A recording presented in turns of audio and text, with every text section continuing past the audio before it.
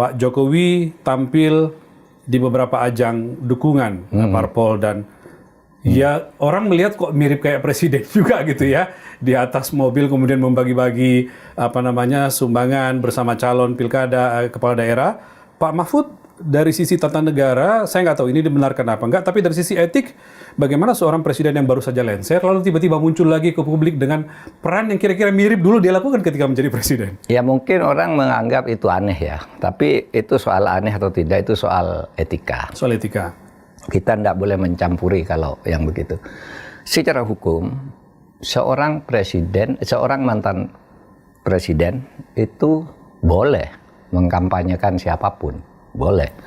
Pak SBY selalu kampanye sesudah jadi mantan presiden. Setelah tidak lagi menjadi presiden. Iya kan, Bu Mega juga. Artinya justru saatnya sekarang dia lakukan saatnya itu. sekarang. Bukan dulu ketika menjadi presiden. Sekarang tidak ada yang salah dari yang dilakukan oleh Pak Jokowi, biarin aja. Tetapi pemihakannya merupakan sambungan dari yang dulu, itu yang nampaknya menjadi soal etik. Betul. Tapi itu urusan lah. Bahwa Pak Jokowi kan punya hak untuk itu, tapi tidak punya partai. Kok kampanye ke partai siapa dia, kan gitu pertanyaan orang. Itu pertanyaan orang. Ya sama juga dulu Pak Yusuf Kalla kan selalu kampanye, dia tidak punya partai juga kan, saya sudah berhenti jadi presiden, wakil presiden. Misalnya mengkampanyekan Anies dan sebagainya kan selalu dilakukan oleh Pak JK, padahal dia bukan ketua partai dan dia mantan wakil presiden, itu boleh juga. Setelah lepas dari ketua Golkar waktu itu. Setelah lepas ya, itu tidak apa-apa. Tapi satu hal Mas, mungkin yang dilakukan oleh Pak Prabowo memang bisa diperdebatkan. Kalau di undang-undang itu kan saya potong sedikit Pak, maksudnya yang soal dukungan kepada paslon tertentu di Jawa Tengah ya? Iya, paslon tertentu di Jawa Tengah dan terakhir di Jakarta kan? Iya, DKI saya kan? dengar ada surat juga beredar untuk dukungan kepada salah satu paslon di Jakarta. Menurut apa pandangan Pak Mahfud? Menurut saya itu bisa dipermasalahkan. Bisa dipermasalahkan? Karena begini, di undang-undang itu kan disebutkan pejabat negara mulai dari presiden sampai ke ASN sekalipun, meskipun bukan pejabat negara, ASN itu harus netral. Bahkan ada sanksinya. Nah ini Presiden Prabowo lalu memberi dukungan terang-terangan. Bisa dicari pasal lainnya, pasal hukumnya. Lo kan dia ketua partai. Boleh mendukung siapa saja, itu benar juga. Lalu ada tambahan bahwa dia melakukan itu di hari libur, di hari Minggu. Iya. Itu tidak bisa menjadi penguat. Di hari Minggu, tetapi bagaimanapun itu menjadi persoalan, paling tidak komplikasi yuridisnya ada. Satu, menurut undang-undang dilarang karena pejabat negara, tapi menurut undang-undang lain boleh karena dia ketua partai gitu. Nah kemudian timbul tergantung pada kesadaran etik lagi. Tapi oke, kita tidak bisa lah menyatakan ini secara hitam putih saat sekarang. Yang terpenting besok pencoblosan suara itu tidak ada intervensi, tidak ada tekanan, tidak ada money politics yang dilakukan oleh secara diam-diam, menekan, menakut-nakuti tapi sangat halus gitu, yang itu terjadi. Nah sebaiknya kita bangun demokrasi ke depan ini secara lebih beradab. Setuju. Lebih maju lah, naik kelas lah. Kalau kemarin terjadi begitu ya udah, kita harus hormati hasil demokrasi, ke depannya perbaiki. Oke Pak, sebelum lanjut kepada pilkada yang semakin kesini semakin hangat tampaknya Pak, semakin dinamis. Saya pengen Pak Mahfud menanggapi satu masalah dulu yang kebetulan saya nonton di beberapa kanal di media sosial. Jadi begini Pak, Mas Hasto Kristianto, Sekjen PDI Perjuangan, itu beberapa hari lalu itu menyampaikan pernyataan di salah satu podcast, di podcastnya Akbar Faisal Uncensored. Di situ Mas Hasto mengatakan bahwa dia menjadi saksi betapa Pak Jokowi yang ketika itu menjadi presiden itu melakukan kriminalisasi terhadap Anies Baswedan. Dia jadi saksi. Lalu kemudian ada video yang beredar yang menyampaikan potongan wawancara Pak Mahfud dulu, seingat saya itu, dengan Mas Butet dan Mas Putut di kediaman Butet Kartarajasa di Jogja, yang Pak Mahfud dalam video itu kira-kira mengatakan bahwa waktu itu memang Anies kuat dugaan dia melakukan tuduhan korupsi dalam kasus e-formula. Pak Mahfud bagaimana menanggapi itu? Adakah semacam klarifikasi dari Bapak atau bagaimana? Oke, saya ingin katakan lebih dulu, yang dikatakan Mas Hasto itu benar, karena itu kesaksian Mas Hasto.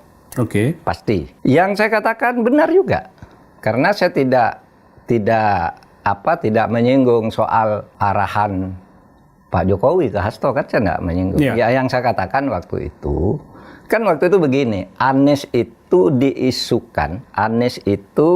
diisukan mau ditangkap oleh KPK atau mau dijadikan tersangka oleh KPK karena dugaan korupsi e-formula. Nah, isunya di luar kan, setiap Anies mau ditersangkakan, itu muncul demo besar-besaran bahwa itu kriminalisasi, politisasi, dan sebagainya. Gitu kan? Yeah. Kan itu memang benar. Maka sebagai pemerintah, saya menghubungi KPK. Waktu itu Bapak jadi Menko Polhukam masih ya? Saya menghubungi KPK. Yeah. Saya ingin tahu ini. Lalu datanglah Pak Firly bersama Alex Marwoto ke ruangan saya. Saya tanya, ini gimana sih sebenarnya? Jangan dong sampai terjadi kriminalisasi terhadap Anies, saya bilang. Kalau memang salah ya segera saja ditetapkan tersangka. Kalau memang enggak, ya enggak usah. Ini kan sudah ada kebijakan pemerintah yang diumumkan oleh Jaksa Agung menjelang pemilu atau pilkada, itu kan. Yeah. Masalah sangkaan-sangkaan korupsi ditunda dulu. Itu kan pemerintah, Jaksa Agung. Betul. Jadi kalau memang ini ditundalah, saya bilang. Tetapi kalau memang ada kriminalisasinya, ada tindak kriminalnya, ditindaklanjuti. Lalu biasanya kalau Pak Firly ke kantor saya itu sendirian, atau kalau Pak Alex Marwoto ke kantor saya sendirian. Pada waktu itu bersama. Berdua mereka datang? Berdua, karena saya anggap itu serius. Yeah. Ya, ini masalah hukum sekaligus bertumpu dengan masalah politik, dan ada di kantor saya masalah utamanya apa yang harus menyelesaikan. Waktu itu bercerita mereka bahwa Formula E, Pak, itu ada ada tindak kriminalnya, gitu. Tapi ini setiap kami manggil di demo, sampai Alex Marwoto bilang begitu, saya sampai kedeketan loh Pak, katanya. Rasanya saya mau konferensi pers, ini loh, kata Alex Marwoto, ini loh dugaan korupsinya gini loh. Saya rasanya mau konferensi pers, tapi politiknya gaduh terus gitu. Oke. Sehingga pada saat itu ya, saya bilang ya kalau ada masalah hukumnya ya, kalau jelas ya korupsi, ya Anda yang tegas saja gitu. Tapi waktu itu ngambang terus saya bicara dengan orang KPK, orang BPK nih, anggota, salah seorang pimpinan. Dia bercerita, Pak, di BPK terjadi perdebatan.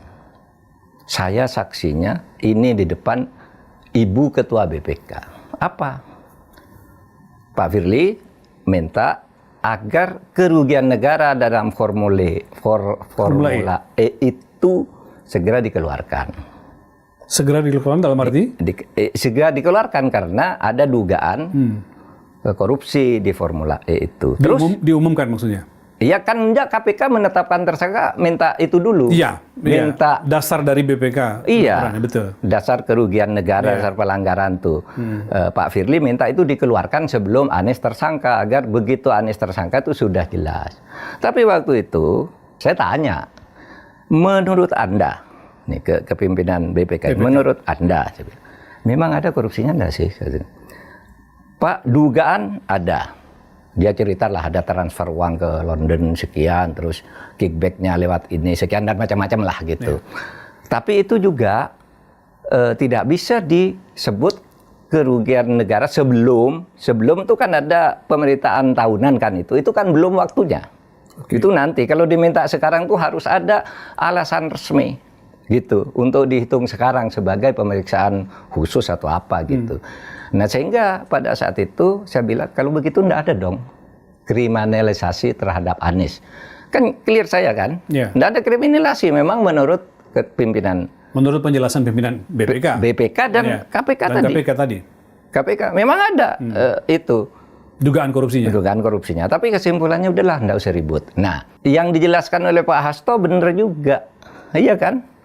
Bahwa presiden gitu mengarahkan, ya kan, agar KPK mentersangkakan Anies. Tetapi begitu ditersangkakan, nama Anies semakin terkenal. Kan gitu kan? Makin ngetop dia ya? Makin ngetop saja Pak Jokowi yang sejak awal katanya tidak suka Anies calon, lalu bikin tangan lain agar yang Firly itu tidak diteruskan. Tapi Firly tidak diberitahu.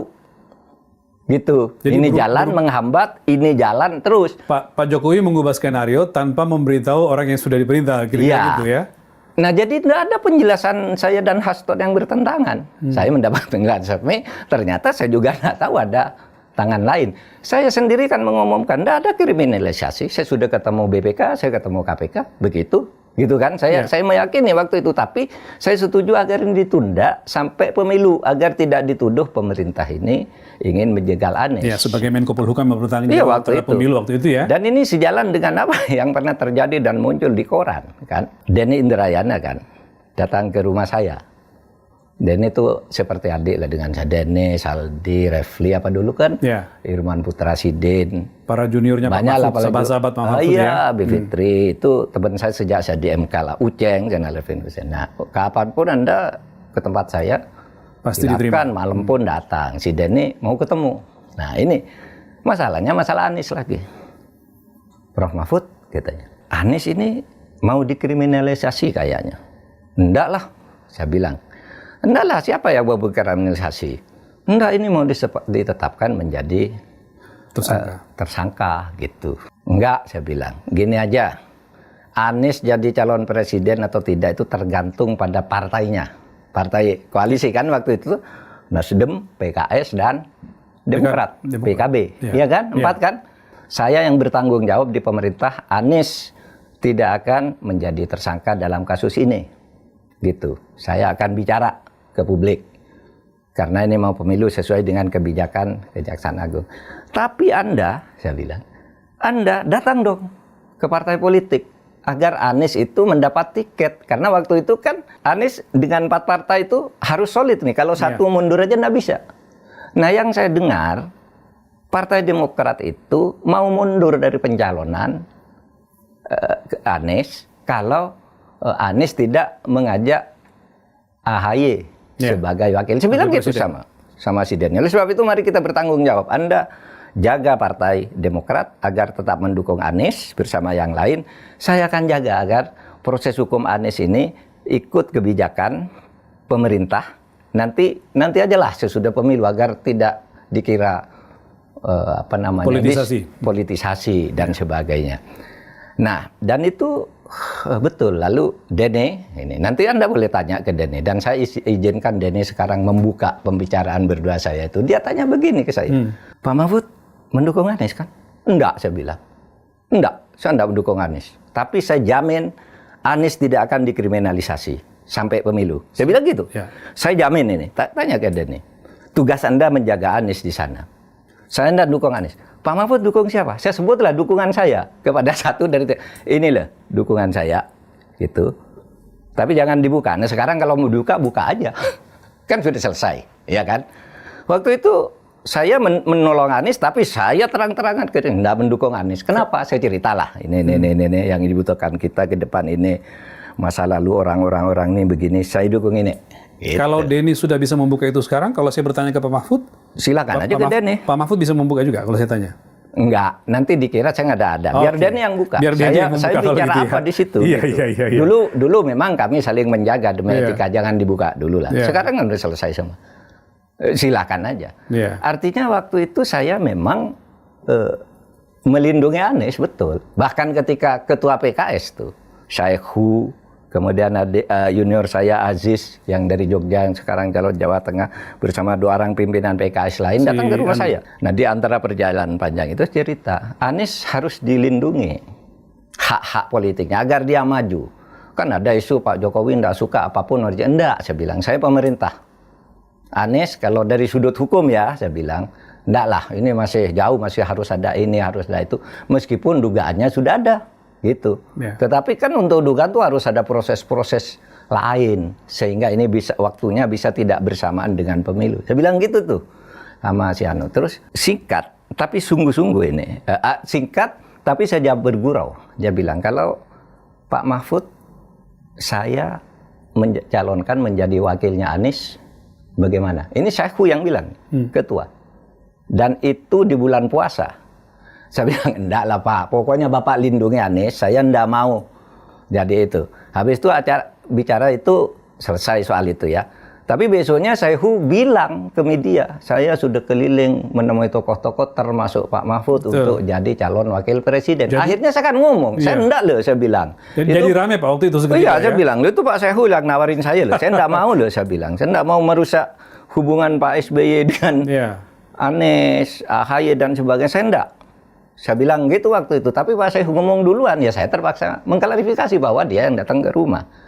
Tapi dia bukan saya satu-satunya, dia berkeliling ke siapa aja lah disebut beberapa orang, termasuk Pak Mahfud ini nanti kami masukkan sebagai salah satu calon. Saya bilang enggak waktu itu. Ini artinya apa? Saya berusaha melindungi hak Anies untuk ikut pemilu, tapi saya tidak mendukung dia dan tidak mau dicalonkan, disebut sebagai calon dia.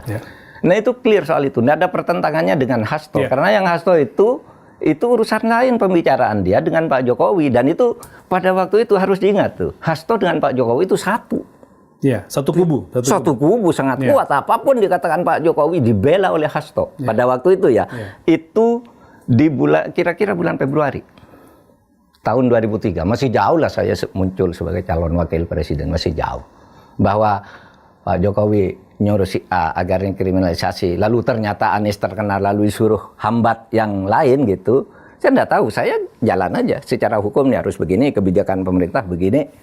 Dan kalau mau tersangka nanti aja, karena ini masih ada tahap, ini harus dipanggil, diperiksa dan seterusnya dan seterusnya. Tapi Mahfud, sebelum meneruskan supaya clear bagi penonton kita, kami mau tanyakan dulu Pak, pernyataan Mas Hasto itu di depan Akbar Faisal ketika di podcastnya di wawancara. Nanti juga pernyataan Bapak akan kita supaya clear Bapak menjelaskan sekali lagi ya.